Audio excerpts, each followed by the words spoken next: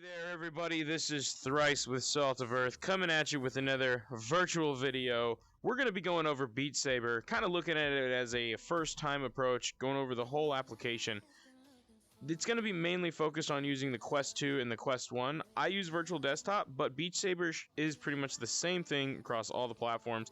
The only thing is multiplayer is not cross-platform yet. So it is there across all the platforms, but you can't compete against other platforms. So jumping right into this, here you have all the different examples of the gameplays. We'll go into settings here, menus, you have acknowledgements, safety stuff. It kind of has a bunch of different things here at the beginning. And then you even have the avatar creation menu. This is actually a pretty cool feature I do enjoy. And we're going to go back, you got player settings. You know, it gets a little bit into detail here. We're not going to go over every single one, but they do have a lot of player settings there. And then your basic, like, game settings when it comes to the world, you know, maps, everything like that. So besides all your normal settings and different kinds of informational things here, you also have the different game modes. So what we have is campaign, solo, online, and party modes. So we're going to go ahead and click into each of these so we can take a peek at what they look like. And we'll run through this real quick for you. So one thing I wanted to show is this is like an example of a beat maker. And this is a new feature that they've added in. I really didn't know this exists. So I will be doing a separate video on this entirely. But I just wanted to show the overlay of this here. And kind of emphasize, when you click on this, it will take you out of VR mode into this screen. So you have to look at your desktop. So just an FYI if you start like panicking like you broke something. Alright, so here we have party mode. Party mode has definitely been a little bit of a controversy so far. Everybody kind of assumed, as well as myself, it was like a Wi-Fi LAN mode, some type of interactive mode for multiple people in the same place. But come to find out, it's none of that. It's basically headset, controllers, pass. And then you go. Like, it's taking turns, basically. I don't know. It's okay, I guess. But they really could have implemented some type of Wi-Fi multiplayer server hosting, like local server hosting. Tons of games do it. I don't understand. I think this is an example possibly of when Facebook takes over a gaming company. But again, it's their decision. It's still multiplayer. It seems really awesome. Some of these other modes are really awesome. This party mode, that kind of falls short.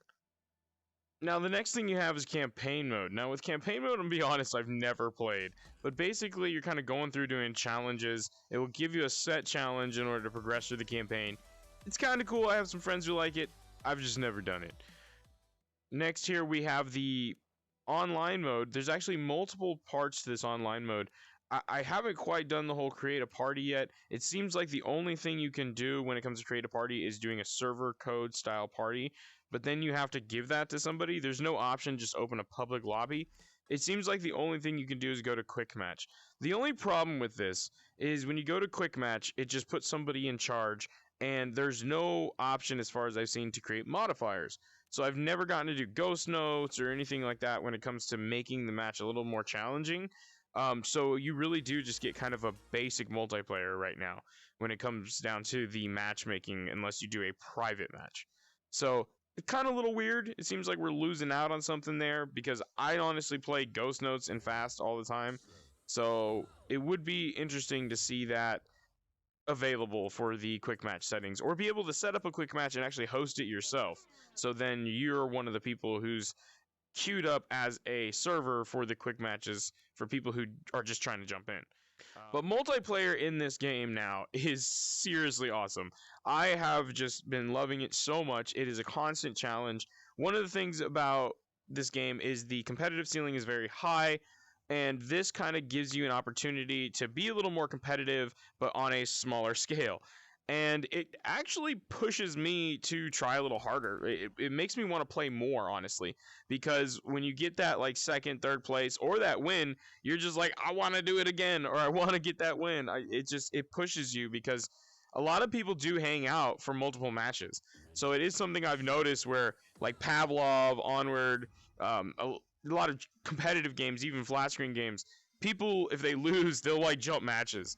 With this, I've seen people lose pretty bad, and they stay in the match, they move their arms around, because you can't talk, there is no talking, but they still are very interactive, and it just seems fun. It seems like everybody's just having a good time so far. So here's some of that multiplayer footage. It seriously is so cool how you have the other people popping up in big screen mode almost, or holographic mode. There's the point systems that you can see everywhere, and then just to let you know, you do have your ranking within the players as far as like whether you're first place, second place, third place. It is right in front of you if you look at the ground. That's actually something I did not notice at first, and I was constantly trying to see everybody's scores. But you can see if you're in first. It's right in front of you. That 1 out of 5 or 3 out of 5, 5 out of 5. It happens. Don't worry about it. But alright, y'all, this is going to be it for this Beat Saber review with the Quest 2 and the multiplayer mode. Super excited to see where Beat Saber has to go. I love Beat Saber. I bet you love Beat Saber. And with the Quest, it's amazing. For me, I get the Quest 2 app style Beat Saber as well as the PCVR Beat Saber. And both of them are amazing. So let me know in the comments below, do you have just the Quest Beat Saber, or do you have the Oculus Beat Saber, like the desktop app, or do you have the SteamVR Beat Saber? What is your favorite song? How long have you been playing? What's the top hours? Like, out of everybody watching, who's got the most hours? Come on, let's see. Let's see in the comments who can boast with the most hours. You don't have to verify your Steam name, just we'll take you on your word. But basically, y'all, want to give a big shout out to all the new viewers, all the new subscribers. Really do appreciate it. I do a live stream every evening, usually about 8, 9 o'clock. I get started after class, and sometimes like on the weekends I'll do some more streaming. The schedule is up on Discord. I will make sure that it's up on Twitch, but the Twitch channel is Thrice369. Make sure to check that out. And remember, guys, stay blessed, stay beautiful, and it all begins with you. So I'll see you in the next live stream or the next video. Peace out, y'all.